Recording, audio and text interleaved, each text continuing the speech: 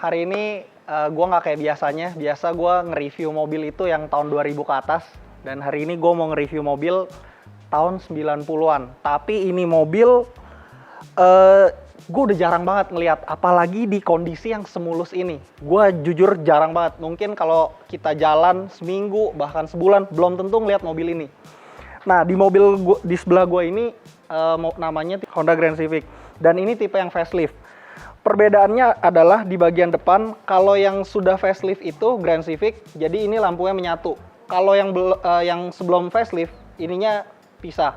Terus yang kedua di sini di kap mesin ini nonjol ke atas. Kalau yang sebelum facelift dia cekung ke bawah. Dan yang terakhir di sini nih grillnya. Kalau yang pre facelift itu dia nyatu. Nah, terus uniknya lagi, kalau mobil-mobil zaman dulu itu sennya rata-rata ada di bumper. Jadi di sini nih. Yang ini cuman ada lampu kecil, dan di sini pemanis aja sih, ini nggak ada lampu apa-apa nih. Nah, sekarang kita bahas ke bagian sampingnya. Bagian sampingnya itu gue selalu bilang di review-review gue sebelumnya, gue tuh selalu demen dengan mobil klasik dengan banyak aksen krom. Di mobil ini juga bukan pengecualian karena aksen kromnya itu banyak banget.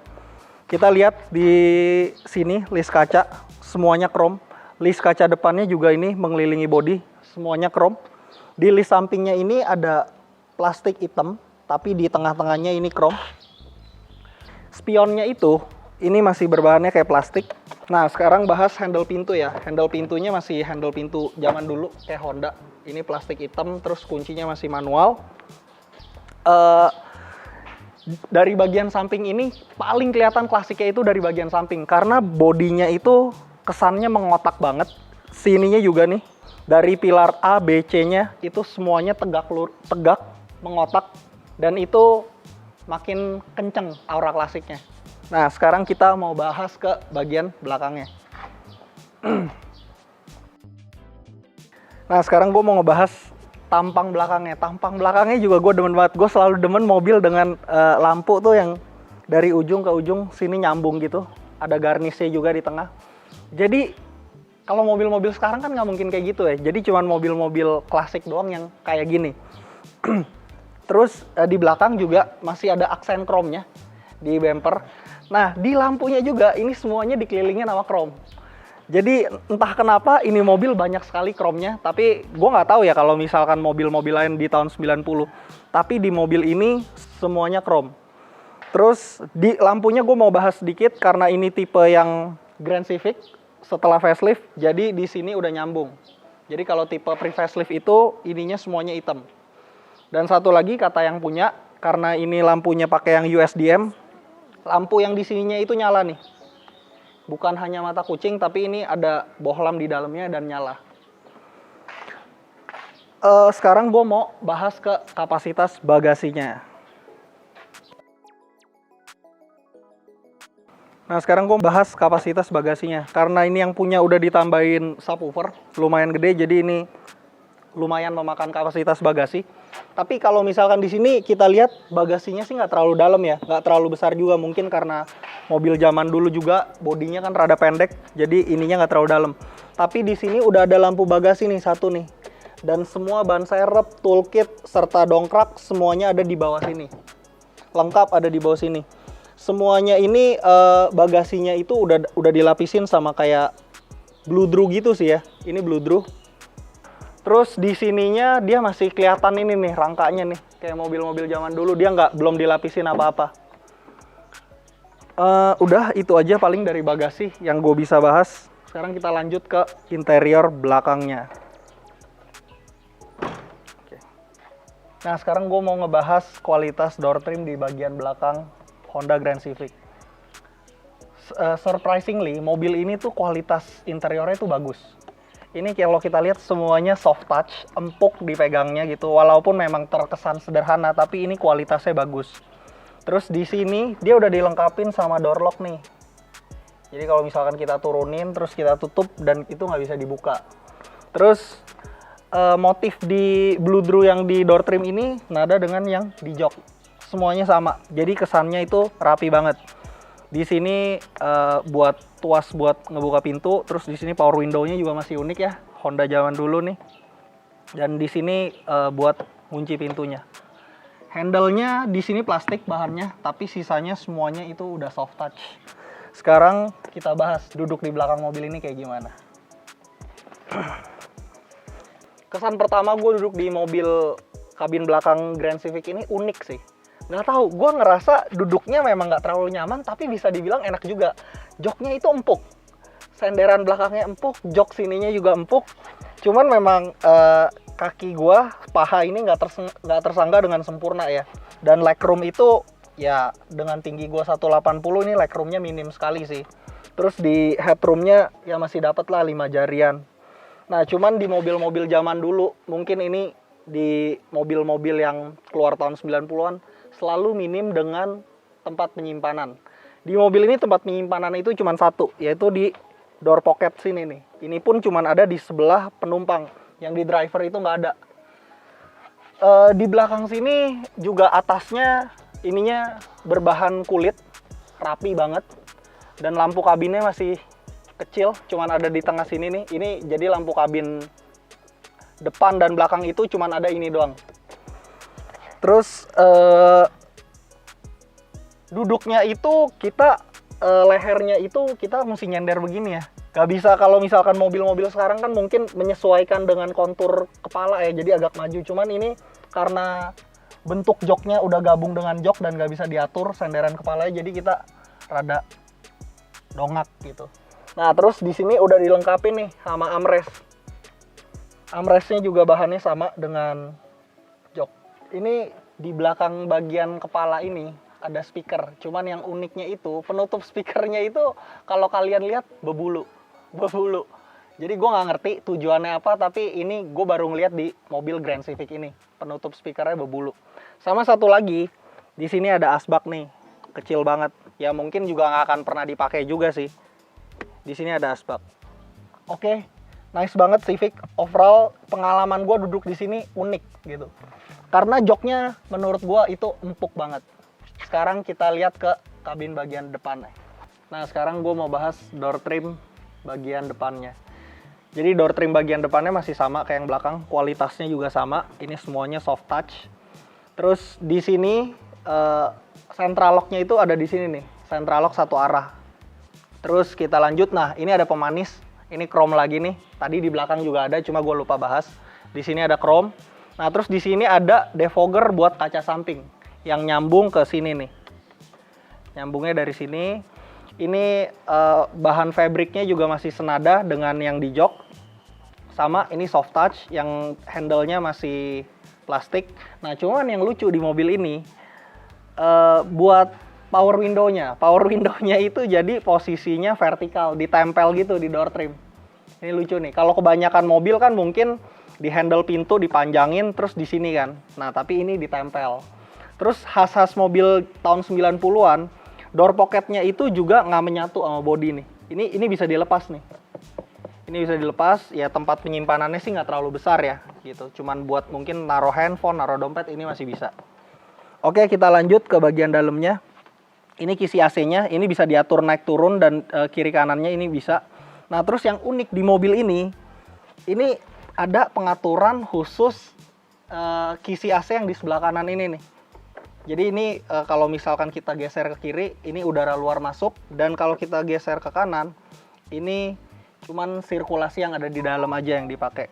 Nah, terus di sini ada khas-khas Honda zaman dulu. Ini tempat penyimpanan koin nih di sini. Terus di bawah sini ada tuas untuk membuka kap mesin. Di sini tuas buat ngebuka bagasi, di sampingnya ada tuas buat buka tangki bensin. Di samping sini ada untuk mengatur sudut spion kiri kanan ini, dan di sini untuk sikring nih, ini kita bisa buka dan box sikringnya ada di dalam. Nah di tuas sebelah kanan ini cuma simpel banget nih, ini cuma buat ngatur lampu kecil dan lampu utama doang. Kalau misalkan kita cetek sekali itu kita pindahin ke atas lampu kecil, dan kalau kita pindahin 2 kali itu lampu besar.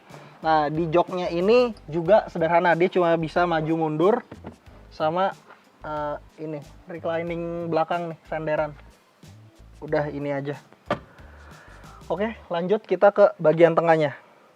Nah, sekarang gue udah ada di balik kemudinya mobil ini. Gue bakal ngebahas bagian instrumen cluster dan bagian konsol tengahnya.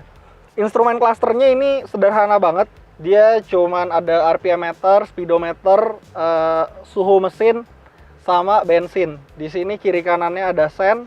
Nah, terus yang spesial di mobil ini, kilometernya itu masih 54.000. Jadi dari tahun 90 sampai 2021 itu kilometernya masih 54.000. Jadi ya kita bisa bilang ini kondisinya sangat-sangat klinis. Nah, sekarang gue feel setirnya ya. Setirnya karet, cuman yang gue demen itu karetnya tuh kalau misalkan ini karetnya tuh kuat gitu. Kalau misalkan kalau misalkan BMW gitu, kayak gue pernah punya M46, itu kalau dijemur itu kayak meleot-meleot gitu. Tapi ini tuh kayak enak digenggamnya, walaupun lingkarnya masih kecil ya, mobil-mobil zaman dulu lah. Terus di bagian sini ada hazard. Lanjut di bagian sini ada defogger kaca belakang. Di sini pengaturan untuk wiper nih, yang di sebelah sini. Terus di sini ada cuk. Nah, ini setirnya itu bisa kita atur nih, tilt. Cuman jaraknya itu pendek sekali.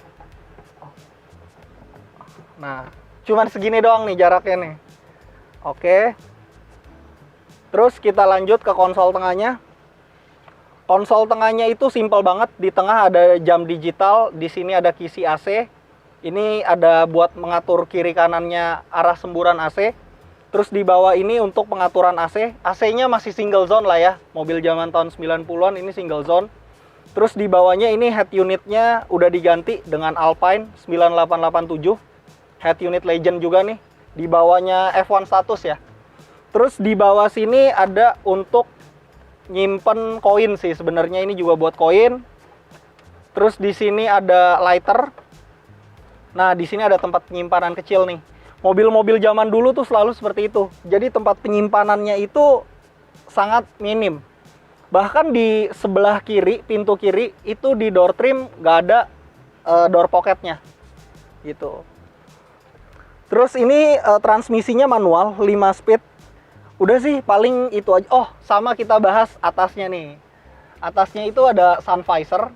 Cuman ini sun visornya belum ada kaca dan juga belum ada lampunya. Cuman yang di sebelah penumpang itu udah dilengkapin dengan kaca, tapi belum ada lampunya. Spionnya juga masih sederhana banget. Ini nyambung ke bodi biasa. Udah sih paling. Oh, sama ini nih. Sebelum ketinggalan, di sini ada tempat penyimpanan yang nggak terlalu besar di sebelah sini. Sama, kalau kalian emang penggemar mobil-mobil tahun 90 pasti tahu karpetnya dengan merek yang namanya Gatsby gitu. Ini mereknya Gatsby nih. Oke, lanjut. Sekarang kita mau langsung ke driving experience. Yuk. And action. Nah, jadi ada satu hal nih yang unik di mobil ini, yaitu driving positionnya. Driving positionnya itu kalau misalkan sebenarnya enak kalau misalkan kita tarik mundur ke belakang, itu kaki kita selonjor kesannya kayak nyetir go-kart. Cuman kaki kita jadi kayak ngegantung gini, jadi bikin pegel. Tapi di satu sisi kalau misalkan kita dorong joknya ke belakang, tangan kita yang kelewat santai lurus gitu. Jadi jujur gue lumayan bingung buat posisi nyetir ini mobil gitu. Nah, ini jadi informasi dari yang punya ya. Mobil ini tuh spare partnya itu yang pertama susah banget dicari. Dan kalaupun ketemu itu harganya mahal. Gue bisa kasih contoh, tadi sempat ngobrol juga sama yang punya. Lampu depannya itu harganya yang original satu pasang 9 juta. Kalian bayangin itu mobil tahun 90, harga lampunya 9 juta. Terus lampu belakangnya itu garnish tengahnya itu harganya 2,5 juta. Listrom yang di setiap kacanya itu sekarang itu kalau tadi gue ngobrol sama yang punya, kalau nyari itu hampir nggak mungkin dapat, susah sekali.